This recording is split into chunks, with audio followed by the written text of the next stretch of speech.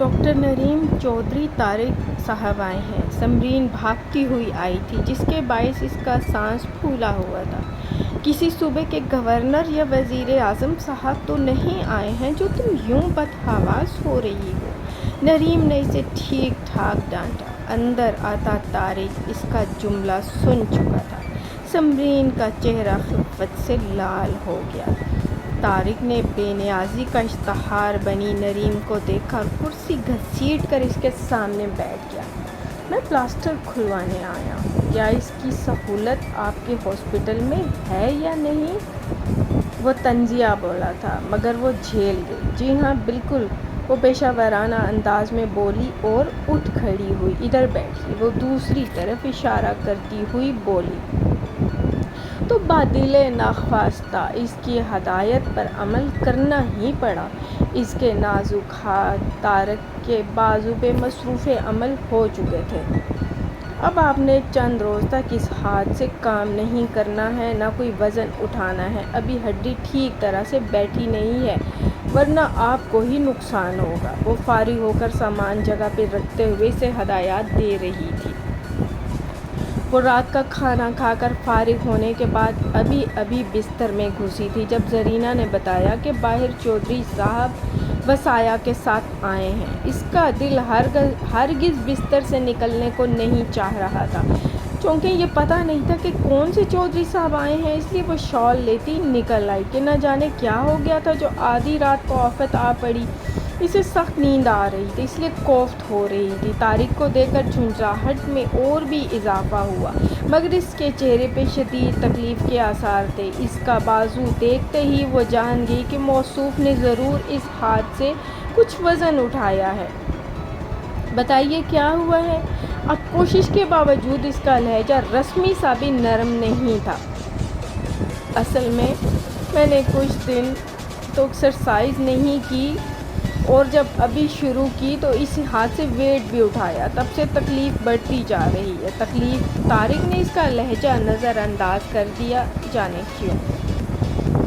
تکلیف آپ کو دن سے ہو رہی ہے اور تشریف افراد کو لائے ہیں، کیا ضرورت تھی آنے کی؟ وہ اسے ڈانٹنے لگی۔ وہ دانتوں پہ دانت جمائے خاموش رہا، وگرنہ دل چاہ رہا تھا کہ اس نازک مگر سخت سی لڑکی کو سخت قسم کا جواب دے، جو مسلسل اس کی شخصیت کے پرخچے اڑا رہی تھی۔ نریم نے دراز میں سے ٹیوب نکالی اور پہلے ہیٹر آن کیا۔ سردی کافی زیادہ تھی۔ گیس کچھ ماہ پہلے ہی چودھریوں کی مہربانی سے اس گاؤں کے باسیوں کو میسر آئی تھی۔ وہ کرسی گھسیٹ کر کھڑی ہو گئی۔ بازو سامنے لائیے، وہ بے تاثر لہجے میں بولی۔ پھر اس نے بڑی نرمی سے درد کش مرہم سے طارق کے بازو کی مالش شروع کی تو اسے آرام آنے لگا۔ طارق نے بڑی بے خوفی سے پل بھر میں اس کا جائزہ لے لیا۔ لیلن کی پرنٹڈ بلیک شلوار، بلیک وائٹ شرٹ اور کالی شلوار میں ملبوس ڈھیلی ڈھالی چوٹی میں شانوں پہ گرم شال ڈالے، ماتھے پہ جھولتی براؤن لٹ سمیت وہ اپنے حسن سے تقریباً بے نیاز تھی۔ سر جھکائے سے طارق کی گرم نگاہوں کی تپش کا بخوبی احساس ہو رہا تھا، تبھی تو اس کے ہاتھ بار بار کانپ رہے تھے۔ اس نے بے شمار مرد مریضوں کو اٹینڈ کیا تھا، ایسی بے چارگی پہلے تو کبھی پیش نہیں آئی تھی۔ شاید طارق کی شخصیت کا خوف اس کے ذہن میں ابھی تک موجود تھا۔ طارق کی بے چین نگاہیں اس کی داس کلائیوں سے ہوتی ہوئی اس کے مومی سفید ہاتھوں پہ ٹھہر گئی، جو اس کے مضبوط بازو پہ بہت کمزور لگ رہے تھے۔ ان کا کانپنا، رکنا، ٹھہرنا اسے بڑا دلکش لگ رہا تھا۔ وہ خوبصورت خیالوں کی رو میں بہنے لگا، پھر کسی انجان خیال سے چونکا اور اچانک اپنا ہاتھ نریم کے ہاتھ پہ رکھ دیا۔ بس کریں، آئی ایم آل رائٹ۔ نریم کا ہاتھ ایک بار پھر اس کے ہاتھ کے نیچے کانپا اور اس کی رنگت میں زردی سی آ گئی۔ طارق نے اپنا بازو فوراً پرے کیا۔ آپ کو پرسکون نیند سے اٹھائے جانے پہ معذرت چاہتا ہوں۔ اس کی نگاہیں ابھی تک نیند کے خمار سے گلابی لگ رہی تھی۔ میں آپ کو آخری بار وارن کر رہی ہوں کہ اس ہاتھ سے ویٹ مت اٹھائیے گا، نہ ایکسرسائز کیجیے گا، ورنہ بازوؤں کے پٹھوں سمیت ہڈی پہ زور پڑے گا۔ وہ طارق کو واپسی کے لیے پر تولتے دیکھ کر بولی تو اس نے اس بات میں سر ہلایا اور پلٹ کر بولا، آئی ایم سوری نریم، میں نے آپ کو کافی ہرٹ کیا، ہو سکے تو اس واقعے کو بھول جائیے گا۔ اس بار اس کے لہجے میں رسمی سی ندامت نہیں تھی بلکہ حقیقی معنوں میں وہ شرمندہ لگ رہا تھا۔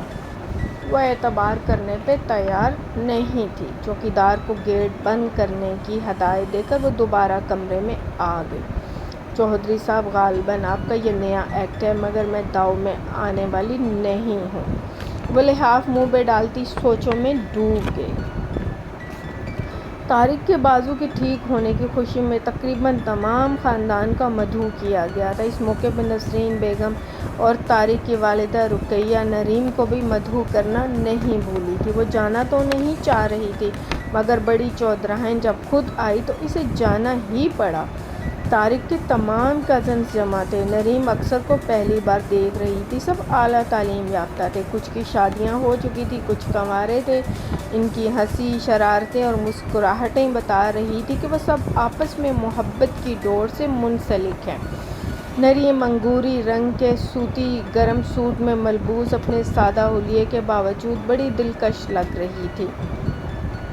طارق اسی پہ نگاہ رکھے ہوئے تھا۔ اپنے بدلتے خیالات کے ہاتھوں اس نے دل میں خود کو بڑا ذلیل کیا تھا، مگر آج کوئی اس کے اندر سے بار بار کہہ رہا تھا کہ وہ سب کچھ کہہ ڈالے کہ نریم احمد نے اس کا سکون لوٹ لیا ہے، وہ اس کی نیندیں چرانے کی مجرم ہے، اور یہ کہ وہ سب کچھ ہار چکا ہے۔ یہ ہارنے کا احساس ہی بڑا دلکش تھا۔ اس نے پاس کھڑی نریم کو بڑی چاہت سے دیکھا اور ادھر ادھر دیکھتا اس کے قریب ٹھہر گیا۔ نریم، مجھے آپ سے بہت ضروری بات کرنی ہے، صرف چند منٹ لوں گا، میرے ساتھ چلیں گی؟ اسے شوق سا لگا۔ کیا کہہ رہے ہیں آپ؟ اس کی خوفزدہ آواز حلق سے برآمد ہوئی۔ یہی کہ میرے کمرے میں چلیں، بہت ضروری بات کرنی ہے۔ ہرگز نہیں، میں آپ کے کمرے میں نہیں جاؤں گی۔ وہ پریشان نگاہوں سے چاروں طرف دیکھ رہی تھی۔ نریم، پلیز میرا اعتبار کریں، میں کوئی ایسی ویسی بات نہیں کروں گا، میرا اعتبار کریں، وہ لجاجت سے بولا۔ نہیں۔ وہ تیزی سے چلتی ایک طرف نکل گئی تو وہ ہاتھ پہ مکہ مار کر رہ گیا۔ وہ ہال میں آ گئی جہاں موسیقی کی محفل سجی ہوئی تھی۔ وہ طارق کی پھوپھو زاد سارا کے پاس بیٹھ گئی۔ اسٹیج پہ نیا گلوکار پرانے نغمے گا رہا تھا۔ ذرا تم ہی سوچو، بچھڑ کے یہ ملنا محبت نہیں ہے تو پھر اور کیا ہے؟ ملے ہو مگر اجنبی بن رہے ہو، قیامت نہیں ہے تو پھر کیا اور کیا ہے؟ یہ کس جرم کی تم سزا دے رہے ہو؟ خدا کے لیے ہم کو اتنا بتا دو، محبت کی صورت میں لب پہ ہمارے یہ شکایت نہیں ہے تو پھر اور کیا ہے؟ طارق بھی آ گیا تھا۔ اس کا چھپنا بیکار گیا۔ وہ سارا اور اس کے سامنے بیٹھ گیا۔ سب ہی انجوائے کر رہے تھے، ایک وہی تھی جو خوفزدہ تھی۔ نریم، آپ کو میری بات سننی پڑے گی، وہ سارا کے دوسری طرف متوجہ ہونے پہ بولا تو وہ پاس آتی بڑی چودراہن کو دیکھ کر کھڑی ہو گئی۔ پلیز مجھے گھر بھجوا دیں، رات بہت ہو گئی ہے۔ دھی رانی، ایک بات تو بتاؤ، تم مجھے بڑی چودراہن یا پھر نام لیے بغیر بلاتی ہو؟ میرے دل کو اس سے بڑی تکلیف ہوتی ہے۔ سب کی طرح مجھے بڑی اماں کہا کرو، مجھے خوشی ہوگی۔ اور ٹھہرو، میں وسایا سے کہتی ہوں تمہیں چھوڑ آئے۔ شکریہ بڑی اماں، وہ ان کے ہاتھ تھام کے متشکرانہ انداز میں بولی تو وہ نہال ہو گئی۔ پھر 5 منٹ بعد سارا آ کر بولی، جائیں، گاڑی تیار کھڑی ہے۔ اس نے ادھر ادھر دیکھا، وہ کہیں نہیں تھا۔ شکر کا سانس لیتی سب کو الوداعی سلام دے کر وہ نیم اندھیرے میں کھڑی گاڑی میں بیٹھ گئی۔ چلو وسایا، جلدی کرو، وہ ایزی ہو کر بولی۔ مگر چند منٹ بعد احساس ہوا کہ وسایا پرفیوم تو استعمال نہیں کرتا، اتنی قیمتی خوشبو استعمال کرنے کا وہ متحمل ہو بھی نہیں سکتا تھا۔ پھر یہ کون تھا؟ طارق، ہاں یقیناً 100% طارق، وہی یہ پرفیوم استعمال کرتا ہے۔ پلیز گاڑی روکیں۔ کیوں، آپ نے آگے آنا ہے میرے ساتھ؟ یقیناً میری قسمت اتنی اچھی نہیں ہے، ایسے آگے بیلے پہ میں گاڑی آپ کے نہ کہنے کے باوجود بھی روکتا۔ گھر میں نے بڑی کوشش کی آپ میری بات سن لیں، مگر نہیں، آپ تو پلو ہی نہیں پکڑوا رہی ہیں۔ اس لیے یہ کرنا پڑا۔ میری منزل آ گئی۔ آئمن یہاں آپ سے بات کروں گا۔ اس طرف رات کو انسان آتے ہوئے ڈرتے ہیں، صرف جنگلی جانور ہوتے ہیں، اس لیے کوئی خطرہ نہیں ہے۔ وہ یہ سب کچھ کیوں کہہ رہا تھا؟ یقیناً اس کے ارادے نیک نہیں تھے۔ اس سنسان بیلے پہ رکنا کیا معنی رکھتا تھا؟ اگر آپ نے مجھے ہاتھ لگایا تو اچھا نہیں ہوگا۔ میں شور مچا کر سب کو اکٹھا کر لوں گی اور اس چہرے سے نقاب اتار پھینکوں گی۔ گاڑی رک چکی تھی۔ نریم نے بجلی کی تیزی سے دروازہ کھول کر دوڑ لگائی اور اندھیرے میں گرے درختوں سے ٹھوکر کھا کر گری، مگر ہمت سنبھالتی دوبارہ کھڑی ہو گئی۔ مگر اب سامنے طارق کا چٹانی وجود ایستادہ تھا۔ ٹھیک ہے نریم احمد، میں ہمیشہ اس بے اعتباری کو یاد رکھوں گا، اور یہ بتا دوں میرے چہرے پہ نقاب نہیں ہے۔ میں جو کچھ ہوں سب کے سامنے ہوں۔ ہاں، یہ سختی میری طبیعت کا خاصہ ہے اور ہٹ دھرمی بھی۔ وہ مزید بولی اور ایک قدم پیچھے ہوئی۔ آئیں بیٹھے، میں آپ کو چھوڑ آؤں۔ اگر گاڑی میں نہیں جانا چاہتی تو آپ کی مرضی، وہ بے تاثر لہجے میں بولا، اور پھر اسے اتارتے ہی گاڑی کو تیزی سے موڑتے ہوئے غائب ہو گیا۔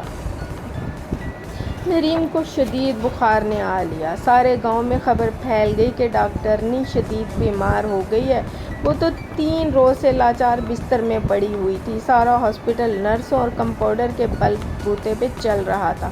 اس روز چودھرائن طارق کے ساتھ نریم کو خود دیکھنے چلی آئیں۔ وہ برآمدے میں کھڑی نرسوں کی کلاس لے رہی تھی، جنہوں نے نریم کی طبیعت کا بتایا تک نہیں۔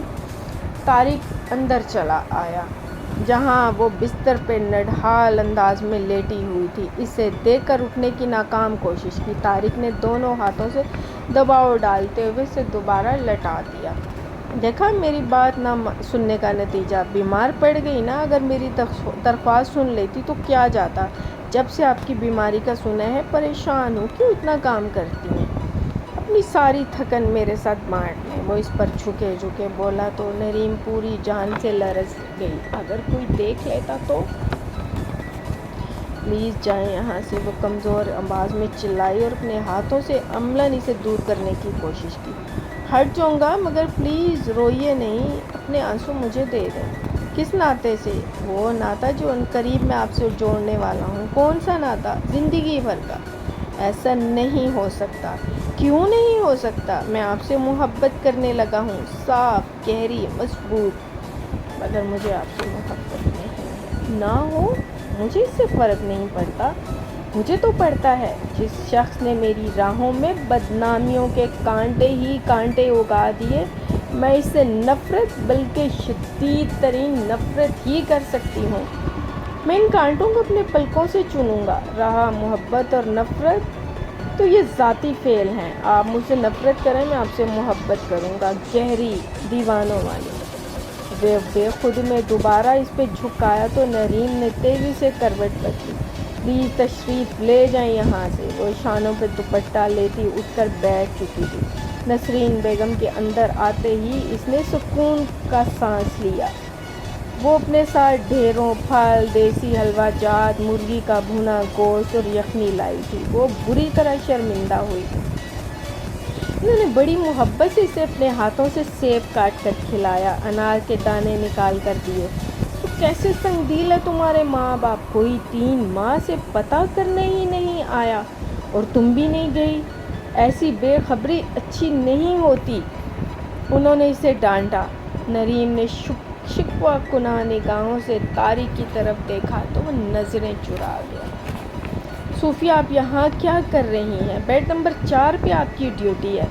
نئے آنے والے مریض لڑکے کمر سے اس کو گپے ہانکتے دیکھ کر نریم کا پارا ہائی ہو گیا اور وہ برے برے منہ بناتی چلی گئی۔ ان تینوں کا وہی وتیرہ تھا، ذرا اچھی پرسنالٹی اور اچھی صحت والے مریضوں کو دیکھ کر بے تکلف ہو جاتی تھی۔ کافی عرصے سے نریم برداشت کر رہی تھی۔ ان کی اوچھی حرکتوں کے باعث ہاسپٹل کی ریپوٹیشن خراب ہونے کا خدشہ تھا۔ ایک نئی ڈاکٹر اور 4 نرسیں اور ہاسپٹل میں آئی تھیں، جنہیں اپنے پیشہ ورانہ فرائض سے لگاؤ تھا۔ اس روش سے ان کا متاثر ہونا فطری تھا، سو انہیں روکنا لازمی تھا۔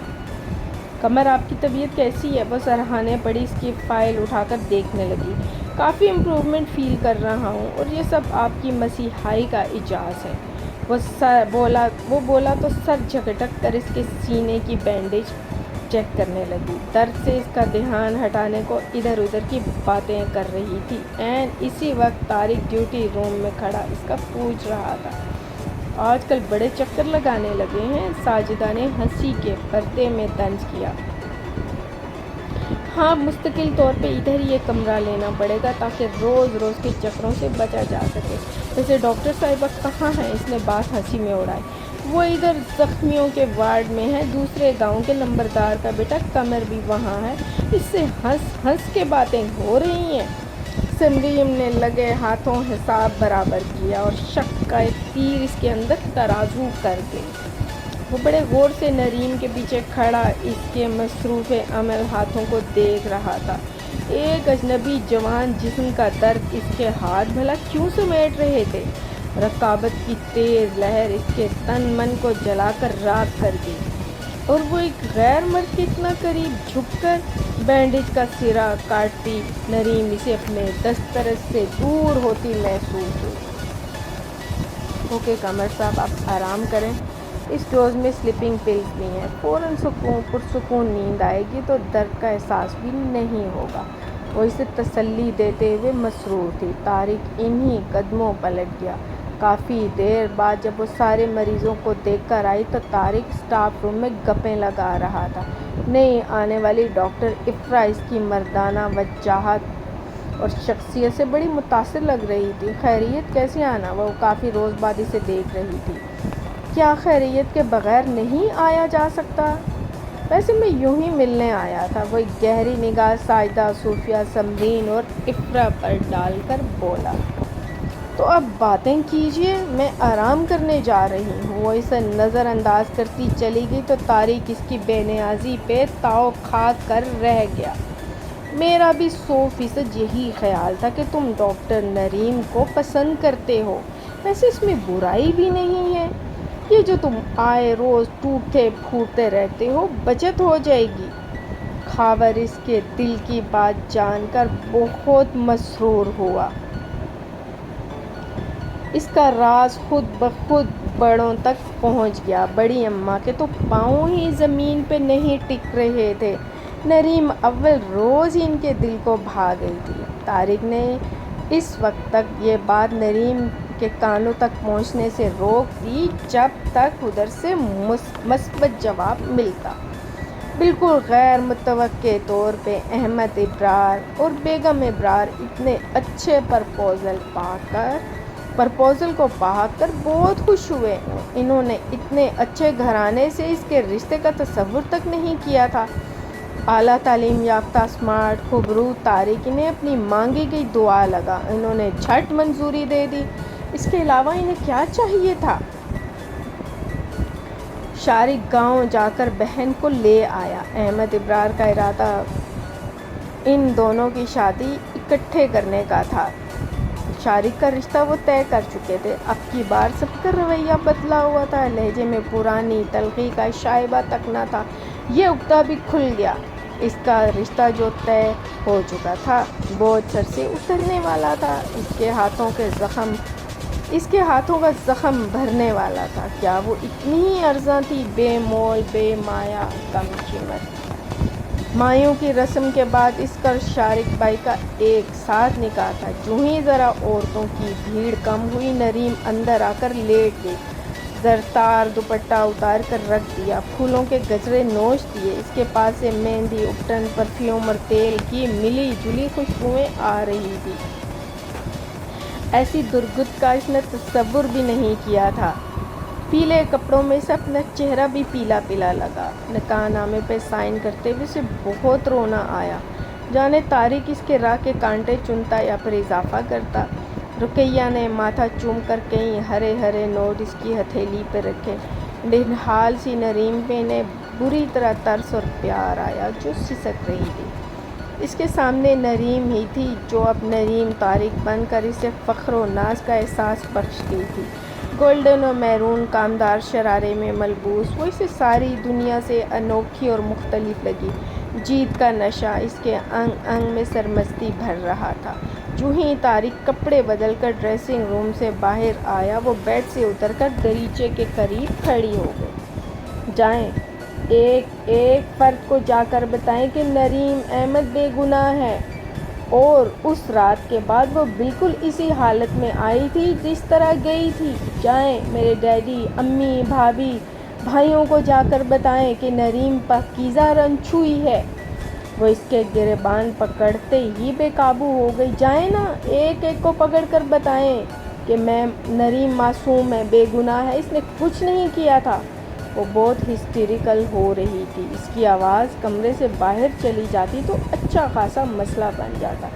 پلیز تم چپ ہو جاؤ، اس نے بے انتہا نرم لہجے میں کہا۔ اس کی آنکھیں آنسوؤں سے ڈبڈبا رہی تھی، پلکوں پہ رکے قطرے بے ایمان کرنے لگے۔ پلیز فی الحال یہاں سے چلے جائیے، ورنہ جانے میں کیا کر بیٹھوں۔ وہ اس کے آگے ہاتھ جوڑ دی۔ میں اس کو کہاں جاؤں؟ سارا گھر مہمانوں سے بھرا ہوا ہے، وہ کہاں تک برداشت کرتا؟ لہجے میں تلخی آ ہی گئی۔ میں ہی چلی جاتی ہوں۔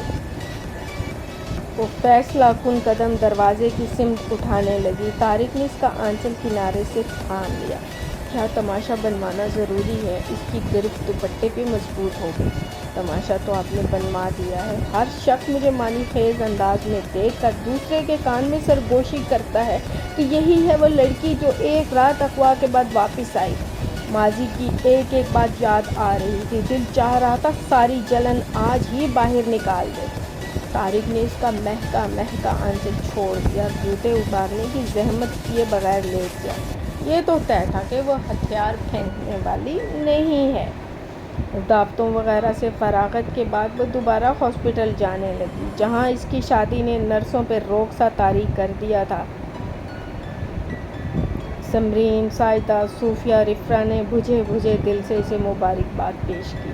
ہاں، گھر والے بہت خوش تھے، کیونکہ طارق کی اکھڑ خودسر طبیعت سے انہیں خوف آتا تھا۔ انہیں یقین تھا کہ نریم جیسی پیاری اور دھیمے مزاج کی لڑکی بہت جلد اسے سنبھال لے گی۔ مزارے بھی اس کی بے جا سختی کی آج کل شکایت کرنے لگے تھے۔ بات بات پہ آؤٹ آف کنٹرول ہونا اس کی طبیعت کا خاصا بن چکا تھا۔ ان کے یہ خیالات کہ شادی کے بعد چودھری صاحب بدل جائیں گے بالکل غلط ثابت ہوئے تو وہ پہلے سے بھی زیادہ سخت ہو گیا تھا۔